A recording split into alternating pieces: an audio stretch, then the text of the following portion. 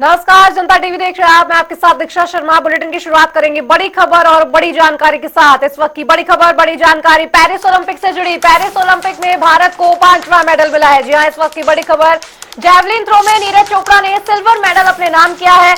नीरज को लगातार दूसरी बार ये मेडल मिला है। नीरज चोपड़ा ने ये बड़ी खबर, बड़ी जानकारी, पूरी कोशिश की लेकिन गोल्ड नहीं जीत पाया। नीरज चोपड़ा ने ये बयान जारी किया है, मैं अपना खेल और मजबूत करूंगा। हर एथलीट का अपना दिन होता है, शायद मेरा दिन नहीं था, ये नीरज चोपड़ा यहां कहते हुए नजर आए हैं। लेकिन बड़ी खबर, बड़ी जानकारी, जैवलिन थ्रो में नीरज चोपड़ा ने लगातार दूसरी बार ओलंपिक में मेडल अपने नाम किया है। 89.45 मीटर तक भाला फेंककर ये खिताब अपने नाम किया है नीरज चोपड़ा ने। प्रदेश का नाम रोशन करते हुए और देश का नाम रोशन करते हुए पेरिस ओलंपिक से जुड़ी ये बड़ी खबर, बड़ी जानकारी। पेरिस ओलंपिक में नीरज चोपड़ा ने सिल्वर मेडल अपने नाम किया है। 89.45 मीटर की दूरी पर भाला फेंक के ये रिकॉर्ड अपने नाम किया है। इस वक्त की बड़ी खबर, बड़ी जानकारी आपको बता दें कि साथ ही प्रधानमंत्री नरेंद्र मोदी ने भी नीरज चोपड़ा को बधाई दी, तो वहीं मुख्यमंत्री नायब सिंह सैनी, हरियाणा के मुख्यमंत्री नायब सिंह सैनी ने भी नीरज चोपड़ा को बधाई दी है। पेरिस ओलंपिक से जुड़ी ये बड़ी खबर, बड़ी जानकारी आपको बता रहे हैं। नीरज को लगातार दूसरा ओलंपिक में ये मेडल मिला है। नीरज चोपड़ा ने 89.45 मीटर दूर भाला फेंककर ये मेडल अपने नाम किया है। पेरिस ओलंपिक से जुड़ी बड़ी खबर, भारत के खाते में कुल 5 मेडल आ चुके हैं। कल हॉकी में भी भारत ने बेहतर प्रदर्शन किया और ब्रॉन्ज मेडल अपने नाम किया, तो वहीं जैवलिन थ्रो में नीरज चोपड़ा ने सिल्वर मेडल अपने नाम किया और ये खिताब भारत को दिलाया और भारत की झोली में ओलंपिक की तौर से एक और मेडल। इस वक्त की बड़ी खबर, बड़ी जानकारी आपको बता रहे हैं। नीरज चोपड़ा ने हालांकि ये बोलते हुए नजर आए हैं कि मैं अभी और मेहनत करूंगा। हर एथलीट का अपना दिन होता है, शायद मेरा दिन नहीं था, लेकिन इससे भी बेहतर प्रदर्शन करता हुआ नजर आऊंगा। इस वक्त की बड़ी खबर, बड़ी जानकारी आपको बता रहे हैं। नीरज चोपड़ा ने सिल्वर मेडल अपने नाम किया है और इस बीच हमारे संवाददाता स्पर्श शर्मा जुड़ गए हैं। स्पर्श, नीरज चोपड़ा ने मेडल अपने नाम कर लिया, हालांकि ज्यादा खुश नहीं नजर आए। देखिए, बिल्कुल ओलंपिक में नीरज चोपड़ा को मेडल मिला है और जब पिछली बार गोल्ड मेडल मिला था, लेकिन इस बार सिल्वर मेडल मिला है। और 89.45 मीटर जो दूर जेवलिन है वो नीरज चोपड़ा के द्वारा जो है फेंका गया था। हालांकि जो है सिल्वर मेडल जो है एक बार मिलता हुआ नजर आया, लेकिन जिस प्रकार की उम्मीदें थी कि गोल्ड मेडल मिलेगा, उसके कारण नीरज चोपड़ा जो है खुश नहीं नजर आए थे। लेकिन देशवासी जरूर खुश है कि ओलंपिक में एक और जो मेडल है वो भारत को जो है मिलता हुआ नजर आया। जिस प्रकार की खबरें पिछले दिनों लगातार निकलकर सामने आ रही थी, अलग अलग एथलीट को लेकर, कई एथलीट जो है वो 4th नंबर पर जो है अपना जो खेल है वो खत्म करते हुए नजर आते हैं। लेकिन जिस प्रकार का मुकाबला कल देखने को मिलता हुआ नजर आया नीरज चोपड़ा का, निश्चित तौर पर उन्होंने देश का नाम जो है रोशन किया है। उनसे सबसे ज्यादा उम्मीदें जिस भाव भारत लगाया था कि वो जो है एक न एक पदक जो है जरूर लेकर आएंगे। तो ऐसे में बड़ी जो है जीत यहाँ पर नीरज चोपड़ा की देखने को मिलती नजर आई, जहाँ पर जो सिल्वर मेडल है वो जो नीरज चोपड़ा है वो जो है लेकर आए। हालांकि जो उनके सामने जो खिलाड़ी थे पाकिस्तान के अफसर नदीम, उन्होंने जो है ओलंपिक रिकॉर्ड बना दिया है और 92.97 मीटर का जो भाला है उनकी तरफ से जो है फेंका गया है। ऐसे में समझा जा सकता है कि किस तरीके का जो मुकाबला है वो काफी कड़ा इस पूरे इवेंट में देखने को मिलता हुआ जो है नजर आ रहा था। देर रात से ही बात करते हैं तो जो बधाइयों का सिलसिला है वो लगातार देखने को मिलता हुआ नजर आ रहा है। चाहे प्रधानमंत्री नरेंद्र मोदी की बात करें, उन्होंने जो है नीरज चोपड़ा को सीधे तौर पर जो है बधाई दी है। उसके साथ साथ जो हरियाणा के मुख्यमंत्री हैं उनकी बात की जाए तो उनकी तरफ से जो है बधाई है वो जो है दी गई है। तो ऐसे में देश भर से जो बधाइयां हैं वो नीरज चोपड़ा को जो है मिलती भी जो है नजर आ रही है। और जिस प्रकार से लगातार जो ब्रॉन्ज मेडल है वो भारत अलग अलग खेल में जीतता हुआ नजर आ रहा था, लेकिन कल के बाद से हम देख रहे हैं कि जो ये मेडल का जो कलर है वो भी चेंज होता हुआ नजर आया। 2 खुशियां भारत को मिलती हुई नजर आई। पहली हॉकी में हमने देखा कि ब्रॉन्ज मेडल जो है भारत जीतता हुआ नजर आया और उसके बाद नीरज चोपड़ा ने देर रात में जो है भारत का नाम एक बार फिर से रोशन करते हुए सिल्वर मेडल जो है अपने झोली में जो है डाला है। जी स्पर्श, नीरज चोपड़ा ने पेरिस ओलंपिक में एक बार फिर से मेडल जीता है, टोक्यो ओलंपिक में गोल्ड मेडलिस्ट रहे और अब सिल्वर मेडल अपने नाम किया है और बधाइयों का दौर जारी है। तो वहीं परिवार में काफी ज्यादा खुशी का माहौल है और भारतीय हर कोई खुश है, लेकिन खुद नीरज चोपड़ा ने हालांकि कहा है कि आज का दिन शायद मेरा नहीं था, लेकिन सिलसिला जो है वो बढ़ता जा रहा है मेडल का। देखिए, नीरज चोपड़ा जो है बेशक खुश नहीं है, क्योंकि जो भाला था वो और ज्यादा दूर फेंकते हुए नजर आ सकते थे। इसके साथ ही जो उनका सीजन बेस्ट है वो उनकी तरफ से जो है दिया गया, यानी जो भी पूरे सीजन में वो जो जेवलिन थ्रो फेंक रहे थे उसमें सबसे बेस्ट जो जेवलिन है वो उनकी तरफ से फेंका गया। लेकिन जिस प्रकार से पाकिस्तान के खिलाड़ी ने रिकॉर्ड तोड़ भाला जो फेंका है 92.97 मीटर का, उसके चलते जो नीरज चोपड़ा है वो दूसरे स्थान पर देखने को मिलते हुए नजर आए हैं। निश्चित तौर पर अब परिवार जो है खुशियां मनाता हुआ नजर आ रहा है। सभी देशवासी इंतजार कर रहे हैं कि कब नीरज चोपड़ा जो है भारत आएंगे और उनकी जीत में जो वो शामिल है वो जो है होते हुए नजर आएंगे। जी, बहुत बहुत शुक्रिया स्पर्श आपका इस खबर पर ज्यादा जानकारी देने के लिए। तो इस वक्त की बड़ी खबर, बड़ी जानकारी आपको बता रहे थे, नीरज चोपड़ा ने पेरिस ओलंपिक में कमाल कर दिखाया है और साथ ही सिल्वर मेडल अपने नाम कर लिया है। प्रधानमंत्री नरेंद्र मोदी ने भी बधाई दी है।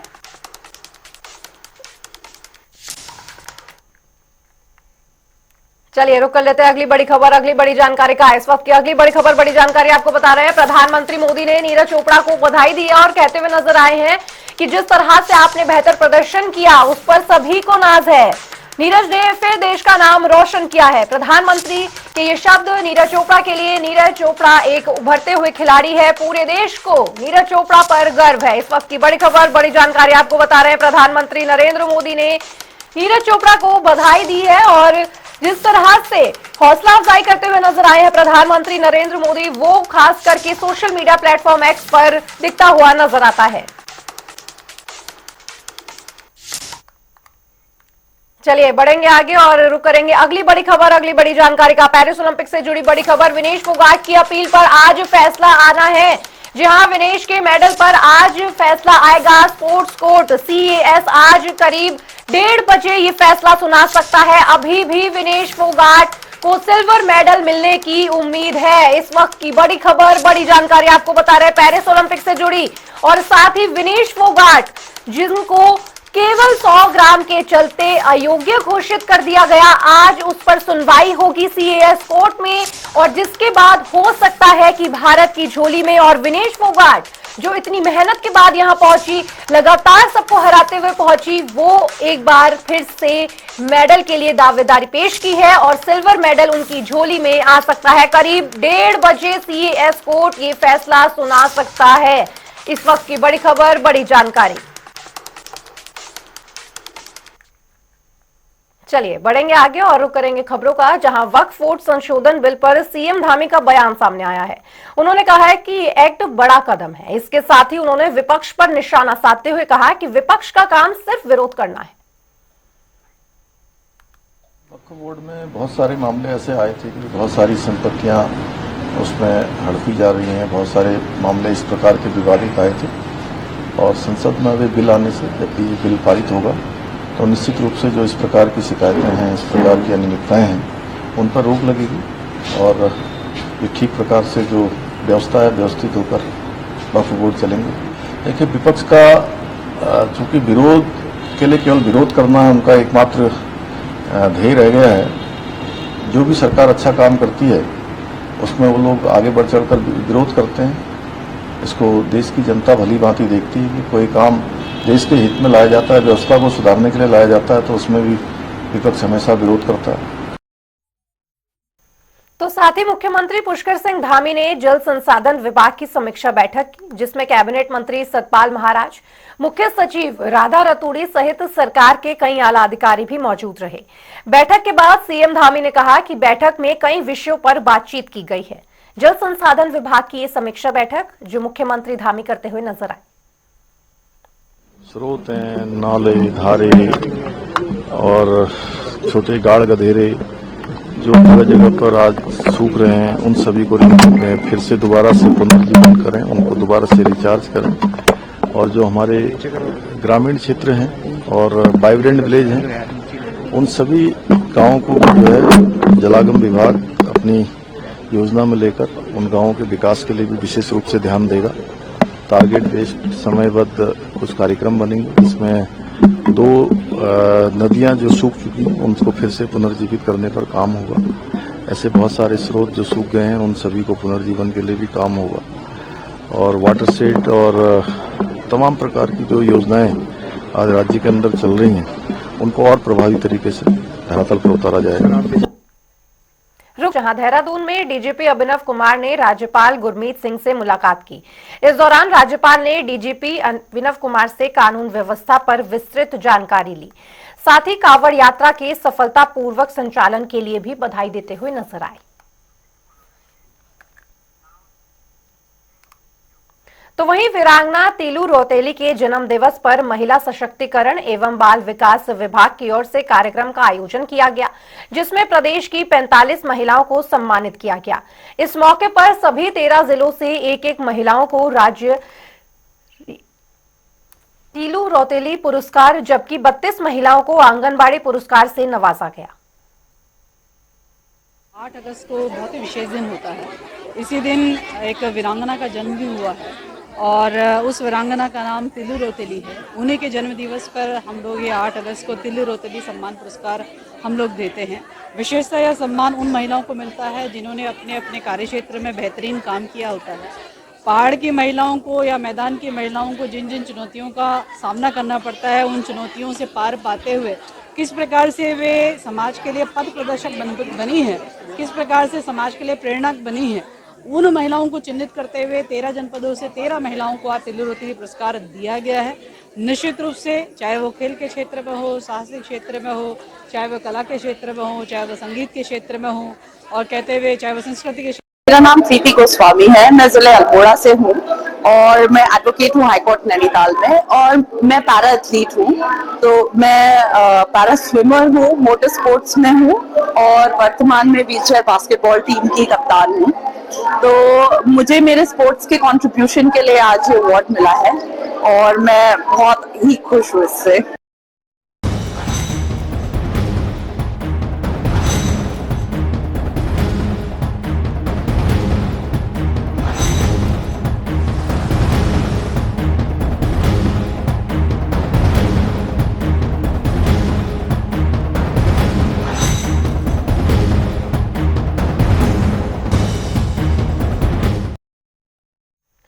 केदारनाथ में 31 जुलाई को आई आपदा में हजारों लोग केदारनाथ धाम और पैदल मार्ग पर जगह जगह फंस गए थे, जिनको निकालने के लिए पूरा सिस्टम 6 दिनों तक जुटा रहा। जबकि पूरे देश के लोग केदारनाथ में फंसे लोगों के सुरक्षित रेस्क्यू होने की दुआ भी कर रहे थे, लेकिन उत्तराखंड के राजनीतिक दल इस नाजुक समय में भी राजनीति करने से बाज नहीं आ रहे थे। कभी विपक्षी दल कांग्रेस तो कभी सत्ताधारी दल बीजेपी, दोनों तरफ से आपदा को लेकर बयानबाजी की जा रही थी। देखिए हमारी खास रिपोर्ट।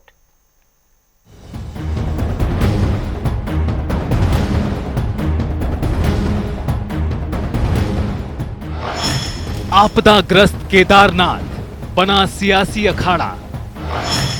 बीजेपी कांग्रेस में छिड़ी जुबानी जंग। केदारनाथ घाटी में 31 जुलाई की रात ने साल 2013 की भयावह यादों को ताजा कर दिया। 31 जुलाई की रात का मंजर बिल्कुल 2013 के जैसा था। भारी बारिश, गुप्त अंधेरा, दरकते पहाड़ और उफनती मंदाकिनी। आई आपदा में हजारों लोग केदारनाथ धाम और पैदल मार्ग पर जगह जगह फंस गए, जिनको निकालने के लिए पूरा सिस्टम 6 दिनों तक जुटा रहा। जबकि पूरे देश के लोग केदारनाथ में फंसे लोगों के सुरक्षित रेस्क्यू होने की दुआ भी कर रहे थे। वहीं उत्तराखंड के राजनीतिक दल इस नाजुक समय में भी राजनीति करने से बाज नहीं आ रहे हैं। कभी विपक्षी दल कांग्रेस तो कभी सत्ताधारी दल बीजेपी, दोनों तरफ से आपदा को लेकर बयान दिए जा रहे हैं। कांग्रेस प्रदेश अध्यक्ष ने उत्तराखंड के केदारनाथ और टिहरी में आई आपदा पर कहा कि देश की सत्ता संभालने वाले राजा वेन की तरह खुद को भगवान समझ बैठे हैं। उनकी इस भूल के कारण उत्तराखंड में आपदाएं आ रही हैं। एक उदाहरण भी लोगों ने दिया राजा बैन का। राजा बैन जो था वो अंग राजा का पुत्र था, अंग खुद धर्मात्मा थे, लेकिन बैन ऐसा राजा था जिसने सारे मंदिरों की सारे मंत्रों में अपने नाम डलवा दिए। उसने कहा कि मेरी पूजा होगी और किसी की नहीं होगी, मैं राजा हूँ, मैं भगवान हूँ। और उसका असर ये हुआ कि बड़ी बड़ी आपदाएं, भीषण नुकसान हुए और वहाँ की प्रजा को बहुत दुख झेलना पड़ा। वही हाल इस समय उत्तराखंड में है। राजा बहन का राज है और वो केदारनाथ को छोटा, खुद को बड़ा दिखाता है। भगवान राम को उंगली पकड़ के अयोध्या ले जाता हुआ दिखता है। वो खुद को कहता है कि मैं नॉन बायोलॉजिकल हूँ और मैं प्रकट हुआ हूँ। तो उसका असर ये आपदाओं में दिख रहा है। जब से शपथ ली है, 2 महीने लगभग होने को आए हैं, लगातार हर क्षेत्र में, पूरे देश में आपदाओं का दौर चल पड़ा है। वहीं बीजेपी के नेता भी लगातार आपदा को लेकर बयान देते नजर आ रहे हैं। कैबिनेट मंत्री प्रेमचंद्र अग्रवाल का बयान सामने आया। उन्होंने कहा कि कांग्रेस ने अपनी धार्मिक यात्रा को राजनीतिक रूप दिया, जिसे भगवान केदारनाथ का प्रकोप झेलना पड़ा और यात्रा स्थगित हुई। क्या हमारे माननीय करण महाराज जी ये बताएंगे कि जो यात्रा निकाल रहे थे तो उनकी यात्रा को भगवान केदार ने रोक दिया, क्योंकि उनकी नीयत साफ नहीं थी। और उन्होंने जिस प्रकार से केदार यात्रा का राजनीतिकरण किया, और आप देखिए जिस प्रकार से जो लोग सनातन विरोधी, जो लोग भगवान श्री राम के विरोधी, आज उनको सनातन की, भगवान केदार की याद आई तो भगवान केदार ने उनकी उस यात्रा को अवरुद्ध कर दिया, क्योंकि भगवान केदार के दरबार में वही जा सकते हैं जिसको भगवान केदार बुलाएंगे। तो यानी कि आप मान के चलिए कि केदार जी की यात्रा को उन्होंने बीच में रोका, तो उनको अभी पहले अपना मन और मंतव्य साफ करना चाहिए। केदारनाथ में बादल फाट तबाही को कुछ दिन ही हुए हैं। आपदा की आंच अभी ठंडी भी नहीं हुई, लेकिन केदारनाथ आपदा पर सियासत गरमाने लगी है। आपदा पीड़ितों के दर्द को दरकिनार करते हुए नेता सिर्फ बयानबाजी में लगे हैं। सत्ता पक्ष से लेकर विपक्ष तक राजनीतिक दलों के नेता एक दूसरे पर तीखे जुबानी हमले बोल रहे हैं। हमले भी ऐसे कि प्राकृतिक आपदा के लिए एक दूसरे को ही जिम्मेदार ठहराया जा रहा है। न्यूज डेस्क, जनता टीवी।